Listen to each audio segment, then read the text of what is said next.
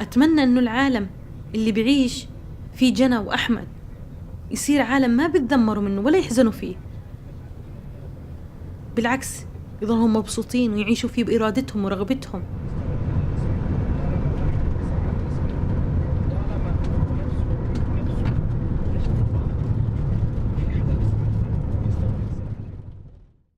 반갑습니다. 네, 네, 안녕하세요. 반갑습니다. 반갑습니다.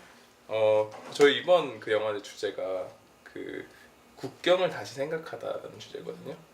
그러니까 어느 때보다 사람들이 국경을 넘어서 이동하는 그런 이동도 많아지고 어떤 세계적 흐름으로 봤을 때 국경이 사라지고 있는 것 같지만 어느 곳에서는 또 더욱 공고하게 그런 경계들이 생기고 있다라고 저희는 생각을 해서 그 이번에 감독님들이 촬영하시면서 이제 팔레스타인 이스라엘 갈등 문제를 좀 집중적으로 촬영하셨는데 그 팔레스타인에 사시는 난민분들에게 국경이라는 게 어떤 의미였는지, 그분들에게 강요된 국경이죠 사실은, 그런 국경이 그분들에게 어떤 의미를 좀 가졌는지 먼저 여쭤보고 싶습니다. 예, 이제 팔레스타인 같은 경우에는 70년의 어떤 점령하에서 살아가고 있는데 유엔의 어떤 권고라든지 네. 여러 가지 문제 제기와 그런 게 있었음에도 불구하고 이스라엘은 뭐 끄떡없이 그걸 지속하고 있고, 그것도 그냥 지속하는 게 아니라 되게 폭력적으로, 그리고 제가 갔을 때도 그랬고 지금도 이제 페이스북을 통해서 보면 뭐 한 달에 막 서너 명 정도의 젊은 친구들이 네. 아무런 이유 없이 이스라엘 군인이 쏜 총에 사망하는 사건들이 계속 일어나고 있어요.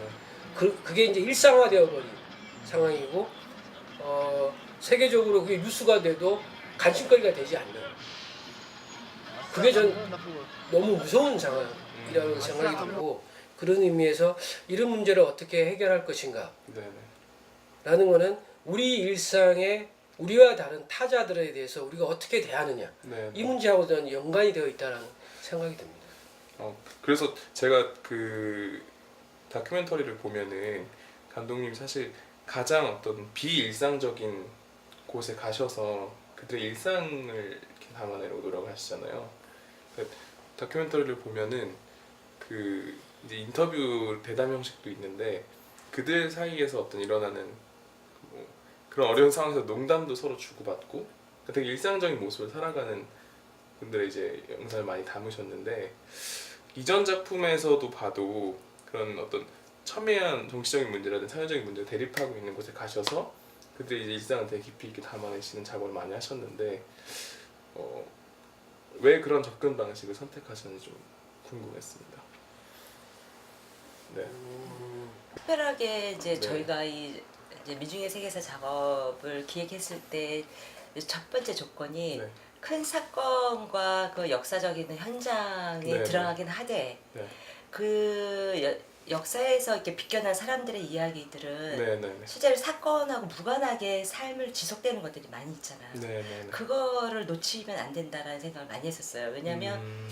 그러니까 어떤 역사적인 문제나 이런 사건은 중요한 사건만 기록이 되고 네, 그렇죠. 몇몇 사람들의 소유가 되는 경우가 되게 많아요. 네. 근데 그 커다란 물줄기 같은 강줄기 같은 그런 역사의 흐름 속에서는 이름 없이 그 흐름 속에 함께 살아가는 사람이 대부분의 사람들이라는 이제 저희가 공감을 했었고, 네네. 그분들의 이야기를 담고자 한다고 한다면 거기에서 일상은 빼놓을 수 없는 것이다. 우리가 이제 이런 조건 속에서 먹고 마시고 자고 놀고 웃고 울고 뭐 이런 삶을 살지만 그 속에서도 전혀 우리는 타자들은 이 사람들은 고통만 있고 그 사건만을 보려는 뭐 약간 그런 관음증적인 그런 시선으로만 생각하는 게 많은 것 같아요. 사실 기존의 다큐멘터리 많은 방식으로 그렇게 이제 어떤 문제 상황을 담아내는 거죠. 근데 저희는 그 속에서도 인간이 갖고 있는 기본적인 감정과 네. 감성들은 갖고 있을 것이다. 그리고 이제 저희가 뭐 특별하게 그걸 꼭 집어내서 작업하겠다 이런 생각은 안 했는데 가서 보니까 그들도 우리랑 똑같은 감정을 소유하고 있고 네. 그런 고통 속에서도 또 기쁨도 함께 나누는 모습들을 봤거든요. 그래서 그게 진짜가 아닐까. 그런 이제 주변의 환경과 그런 이제 뭐 조건 속에서도 살아가지만 최소한 인간이 갖추고 살아가고자 하는 인간의 감성과 조건은 우리랑 별반 다르지 않다. 그런 부분에서 국경이라는 것과 인종이라는 것 이런 것도 아무 문제가 되지 않았다는 생각이 들었었어요. 그런 의미가 좀 있어요. 근데 그 중에서도 이제 그 아들이 두 분이 돌아가신 네. 그 세 명. 부부분들 네. 인터뷰할 때 그 어머니가 이렇게 눈물 흘리는 장면이 있었는데 그 장면 되게 인상 깊었거든요. 그러니까 인상 깊었다고 표현하기보다는 보통 이렇게 대사가 없으면은 거기서 인터뷰를 끊거나 편집을 하시거나 하는데 그 장면을 되게 오랫동안 넣으셨던 것들이라든지 그런 부분. 네. 그때 촬영을 쭉 따라가면서 하고 저는 혼자서 할머니랑 그 공간에 둘이서 앉아 있었어요. 아, 근데 한 번도 저희한테 먼저 말씀을 하신 적이 없었거든요. 네.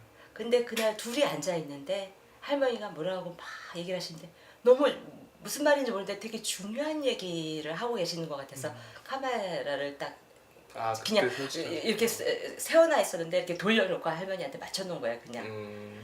그리고 할머니가 계속 말씀하시는 대로 저는 그냥 지켜보고만 있었는데 그 말씀이 어떤 말인지 모르지만 되게 가슴 아팠어요 제가.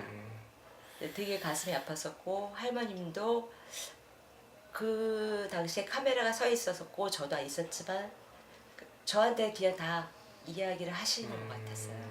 그래서 그 장면은 그렇게 나온 거였는데 그러니까 인터뷰에서 뭐 특별하게 노하우도 없고 기술이 네네. 있어도 아닌데 저희가 그 서로에게 마음을 열었던 뭐 인종도 다르고 국가도 다르잖아요. 정말 나라도 다르지만 네.